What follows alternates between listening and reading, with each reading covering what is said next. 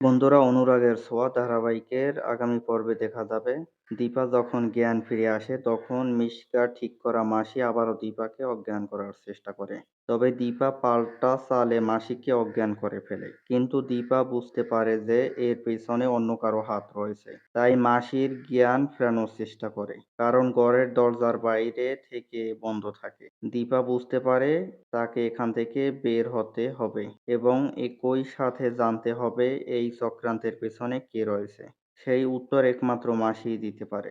এরপর দেখা যায় দীপা মাসির চোখে মুখে জল দিয়ে তার জ্ঞান ফেরায়। মাসি বারবার নিজের ছেলের কথা বলতে থাকে। দীপা বুঝতে পেরে মাসিও ফাঁদে পড়েছে, কিন্তু কে এর পেছনে রয়েছে তা তাকে জানতে মাসিকে সত্যিটা স্বীকার করার জন্য বলে।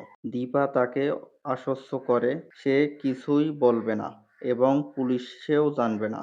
মাসি হাতজোড় করে দীপাকে ক্ষমা চেয়ে বলে, আমাকে ক্ষমা করে দিন, আমি কিছু করতে চাইনি, আমি এতটা খারাপ নই। আমার ছেলে কঠিন অসুখ, তাকে সুস্থ করার জন্য আমি ওই ম্যাডামের কথায় রাজি হয়েছি। ম্যাডাম আমাকে 5 লাখ টাকা দিতে চেয়েছে, তাই আমি আপনাকে বন্দি করে রেখেছি। ম্যাডাম বলেছিলেন যখন আপনার জ্ঞান ফিরবে তখনই ওই ওষুধ দিয়ে আপনাকে অজ্ঞান করতে হবে। এরপর দীপা জানতে চায় কোন ম্যাডামের কথা বলেছেন আপনি। মাসি উত্তর দেয় আমি তার নাম জানি না। দীপা তখন জানতে চায় তাহলে আপনি বলতে পারেন দেখতে কেমন। মিশকার চেহারার বর্ণনা দেয় মাসি। দীপা তখন বুঝতে পারে সবকিছুর পিছনে মিশকার হাত রয়েছে। দীপা এটাও বুঝতে পারে লাবণ্য সেনগুপ্তের গাড়ি অ্যাক্সিডেন্ট এবং লাবণ্যকে সরিয়ে ফেলার পেছনেও মিশকার হাত রয়েছে। দীপা মনে মনে সংকল্প করে মিশকার খেলা এবার সে শেষ করবেই।